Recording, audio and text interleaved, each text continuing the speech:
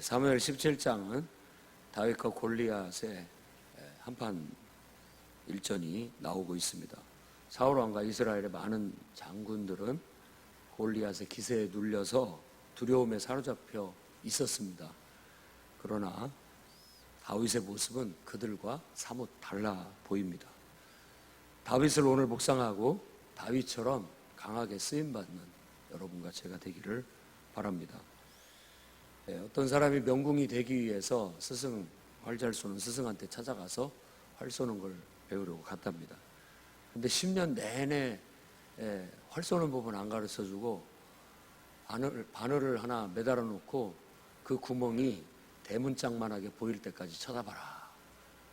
매일 그것만 훈련을 시켰더랍니다. 그러니까 맨날 물 떠오고 밥하고 청소하고 빨래하고 그리고 바늘 매달아 놓고 바늘 구멍이 대문짝만하게 보일 때까지 쳐다보는 거. 그게 그의 10년 동안의 수행이었던 거죠. 그리고 이제 10년이 다 차갈 무렵에 스승님 활 쏘는 법을 가르쳐 줘야 될 거 아닙니까? 라고 했는데 네가 지금까지 수행한 것이 다 영궁이 되기 위한 것이었다. 그러니까 10년 동안 그렇게 하다 보니까 바늘 구멍이 진짜 호박만하게 나아가서는 대문짝만하게 보이더랍니다. 해보니까. 그래서 이제 멀리 관역을 놓고 쏘는데 관역이 막 대문짝만하게 보이는데 그 관역 바깥으로 활을 쏘는 것이 더 어려울 정도로 명궁이 됐다고 해요. 여기서 말하는 교훈은 눈이 그만큼 중요하다는 그런 겁니다. 오늘 저는 여러분들이 다윗처럼 강인하게 쓰임받기 위해서 맨 먼저 문제보다도 하나님을 더 크게 볼 수 있는 눈을 훈련하시기 바랍니다. 민수기 13장 14장에는 12명의 정탐꾼 이야기가 나옵니다. 똑같은 맥락의 이야기예요.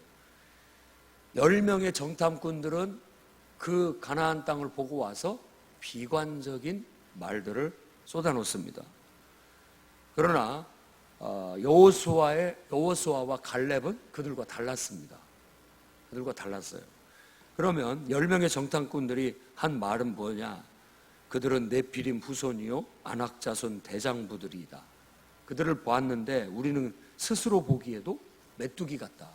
자기들이 자기를 볼 때 그 눈은 그들은 완전히 키골이 장대한 거인들 같고 우리는 그 앞에서 메뚜기 마냥 싸움이 안 된다. 우리는 감히 거기에 들어갈 수도 없다라고 보는 눈이었던 거죠. 그런데 여호수아와 갈렙은 그들과 다르게 얘기합니다. 그 땅 백성을 두려워하지 말자. 그들은 우리의 밥이다. 그렇게 얘기합니다. 하나님이 함께 하시면 그들은 우리 이길 수 있다라고 봤던 그들의 눈은 달리 봤다는 겁니다. 믿음을 가진 사람은 믿음의 눈으로 바라봐야 됩니다. 믿음은 세상 사람들이 보는 눈과 다르게 본다는 뜻입니다. 믿음은 장애물 속에서 기회를 볼 줄 알고 장애물 속에서 또한 비전을 볼 줄 알고 또 그 속에서 소원을 성취하는 하나님의 능력을 보게 만듭니다. 믿음의 눈은 모든 현실을 초월하게 만들고 불가능을 가능케 하는 그런 어떤 것이 있다는 걸 알아야 됩니다. 구름이 어떤 하늘을 막고 있어도 우리는 믿음의 눈으로 그 구름 뒤에 있는 태양을 볼 수 있는 그런 초월적인 신앙을 가지셔야 되겠습니다. 믿음은 그야말로 하나님을 바라보는 겁니다. 여러분들이 신앙생활을 할 때 하나님을 뚫어지게 바라보고 집중하고 또 집중해서 하나님이 여러분이 살아가는 이 세상의 현실보다 더 크게 보일 때까지 수련을 하십시오. 그럴 때 여러분들은 믿음의 눈이 생기게 되고 믿음의 능력을 발휘할 수 있는 그런 사람이 될 수 있다고 저는 믿습니다. 제발 여러분 안에 있는 영의 눈을 뜨십시오. 여러분 안에 있는 믿음의 눈을 뜨십시오. 제 지금 이제 3년을 달려가고 있는 이 사역 속에서 여러분들이 그 믿음의 눈을 뜨기를 저는 늘 외치고 있고 그 눈을 뜨고 그 눈이 정말 하나님을 보는 그 눈이 하나님이 크게 보이기를 늘 강조하고 있습니다. 여러분이 그 눈만 가질 수 있다면 여러분의 인생은 달라질 겁니다. 완전히 달라질 겁니다.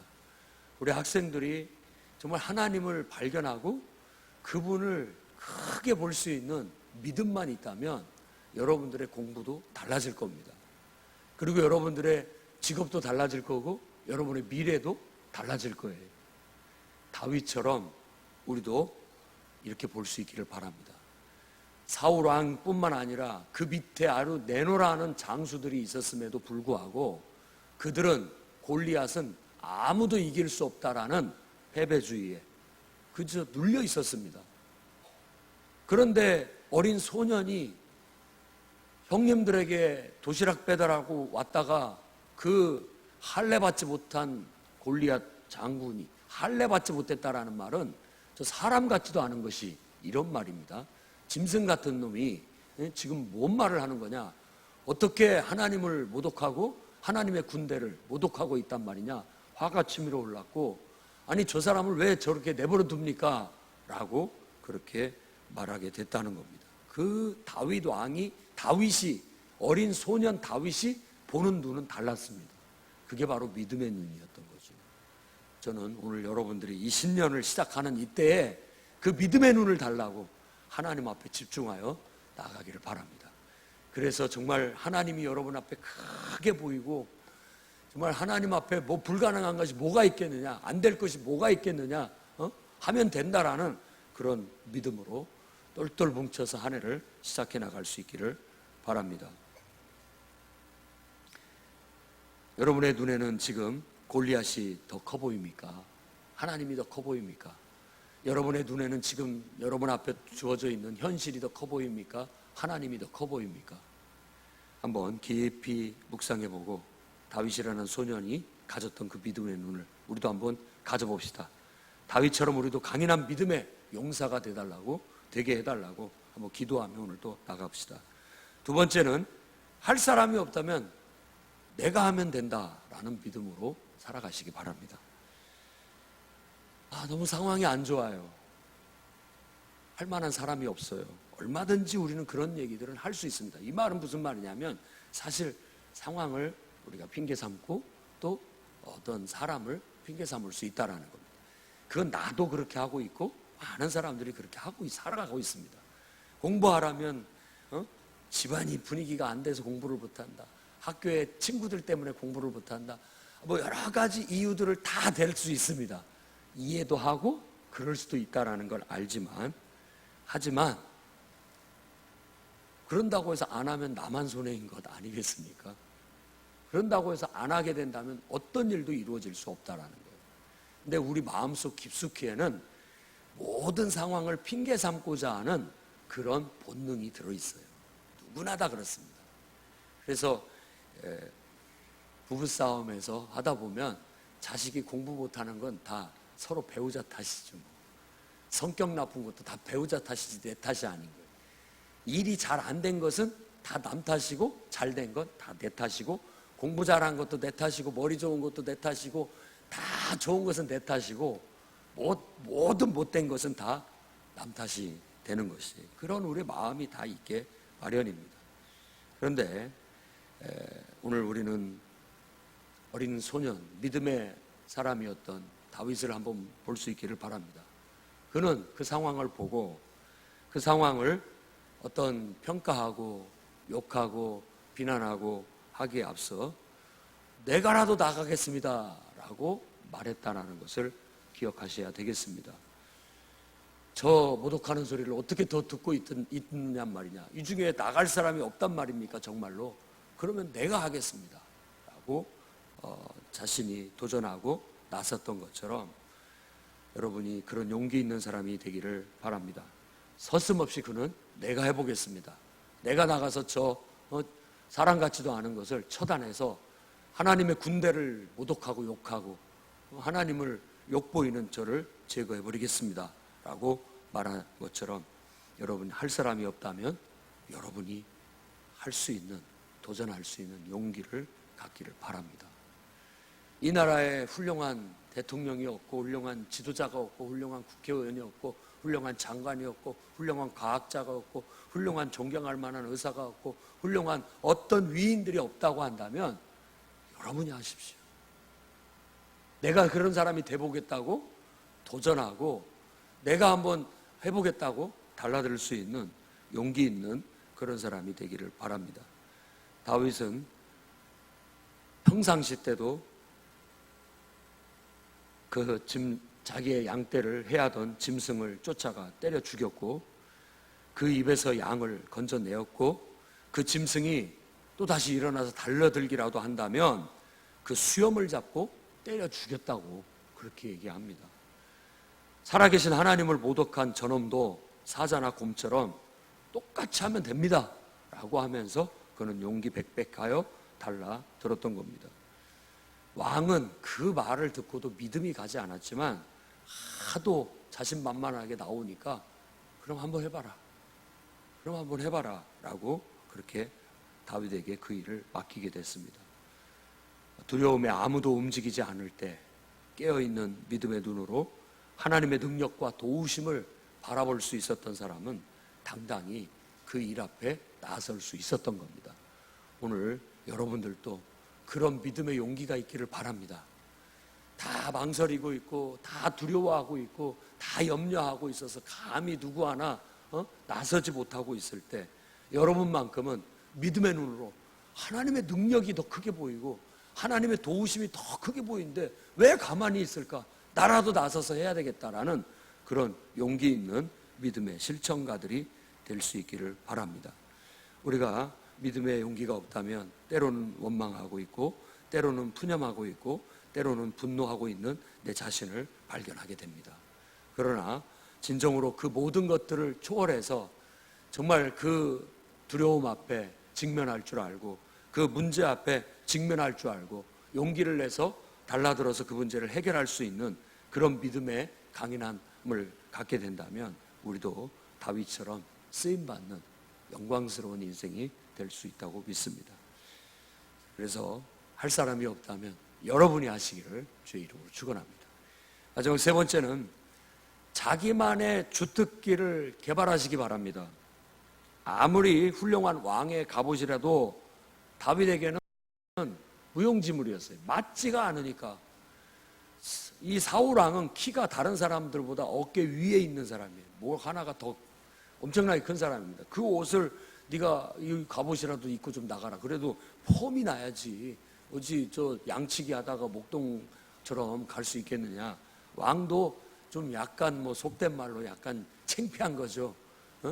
이런 애를 내보낸다는 게 이스라엘의 장수가 없어서 이런 사람을 내보내는가 싶은 거죠. 그러니까 제대로 된 갑옷도 갖추고 칼도 갖추고 내보내려고 했지만 다윗이 굉장히 불편함을 느꼈고 과감히 그것을 벗어 던져버렸습니다. 오히려 자기에게 익숙한 목자의 제구, 시냇가에 가서 반질반질한 물맷돌 5개, 그리고 평상시 갖고 있던 이 물매, 그걸 가지고 골리앗에게 다윗은 나아가게 됐던 겁니다.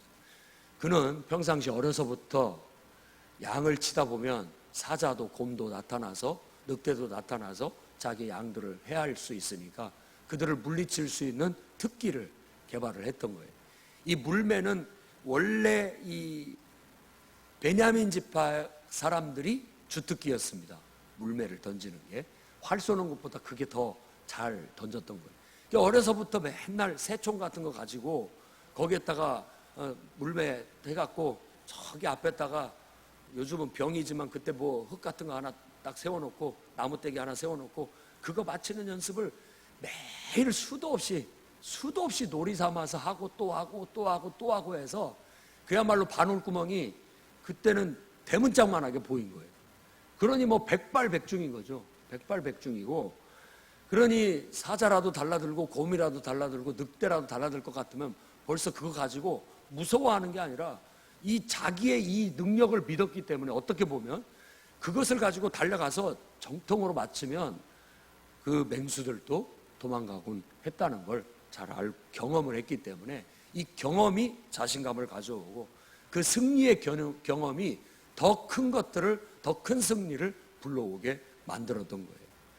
어려서부터 여러분들의 주특기가 있어야 됩니다. 맨날 놀이 삼아서 밥 먹듯이 늘 하면서 너무나도 익숙해서 이건 나는 자신 있다, 이것만큼은 자신 있다 할 수 있는 것이 여러분에도 있기를 바랍니다. 그게 바로 진짜 실력이 아니고 무엇이겠습니까? 시골 종구석에 살아도 뭔가 나에게 주특기가 있으면 그걸 전국에 내놓아도 그 속에서 뛰어난 능력 발휘를 할 수 있는 정도가 되어야 되겠습니다. 그 실력이 시골 한 구석에서 내가 살고 있지만 이렇게 드러내놓고 보면 세계적으로 뛰어난 실력이 나타날 수 있을 만큼 그 주특기를 개발하고 훈련하게 된다면 정말로 하나님이 쓰시고 하실 때 유용하게 쓰임받는 능력이 될 수 있다는 겁니다. 그러니 여러분들도 다윗처럼 한번 해보십시오. 네, 늘 어려서부터 나는 이것만큼은 세계 제일이 될 거야, 이것만큼은 이 나라에서 최고가 될 거야 라고 하면서 하시기를 바랍니다. 우리 주일학교 사역자들이 이 대한민국에서 최고의 사역자가 되기를 바랍니다. 우리 청소년부 사역자가 이 세종시라는 조그만 도시에서 사역하는 한 사역자지만 딱 내놓으면은 이 대한민국에서 최고가 하는, 내놓으라 하는 정말 탁월한 능력 발휘하는 사역자가 되기를 바랍니다. 우리 청년부 사역자가 똑같이 그렇게 되기를 바랍니다. 우리 청소년들이 지금 이 총구석에 지방에서 이렇게 살고 있지만 여러분들이 갈고 닦은 이 실력은 전국 앞에 딱 내놓아도 뒤지지 않고 뛰어난 그런 실력자들이 될 수 있도록 연마하십시오. 끊임없이 똑같이 반복하고 또 반복하고 훈련하고 또 훈련해서 그것만큼은 내가 어디에다 내놓아도 뒤지지 않겠다, 뒤지지 않는다, 자신 있다 라고 할 수 있어야 되고, 축구 선수라면 메시하고 붙어도 나는 기죽지 않는다, 내가 거기에 비길만 하다, 어떤 그럴 만한 실력들을 키워나갈 수 있기를 바랍니다. 우리는 하나님을 믿는 믿음에 힘이 있습니다. 하나님은 우리를 도우실 겁니다. 하나님의 능력이 우리 안에서 활동하고 역사해 주실 겁니다. 기도로 여러분 안에 감추어져 있고 잠재되어 있는 능력을 깨워냅시다, 키워냅시다. 그리고 성령의 충만함을 받아서 성령의 능력을 힘입어서 그 모든 능력들이 개발될 수 있도록 하나님 앞에 기도하며 나아갑시다. 하나님의 말씀이 우리를 깨울 수 있는 촉진제가 됩니다.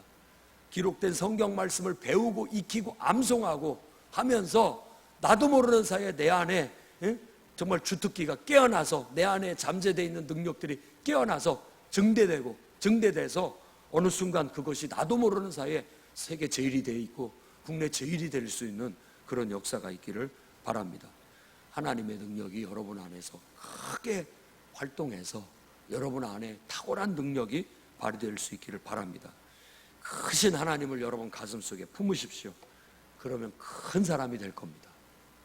하나님이 크다고 깨닫고 깨달은 만큼 여러분들은 큰 인물이 될 수 있을 겁니다. 그렇게 나가다 보면 골리앗 같은 아무리 세상이 두려워하는 문제들도 우리에게는 문제로 보이지 않습니다. 오히려 하나님의 능력이 더 커 보이고 오히려 해결책이 더 크게 보이기 때문에 아무것도 아닌 것처럼 그 모든 문제를 헤쳐나갈 수 있는 위대한 위인들이 될 수 있다고 믿습니다. 다윗처럼 우리 한번 강인하게 쓰임 받아봅시다.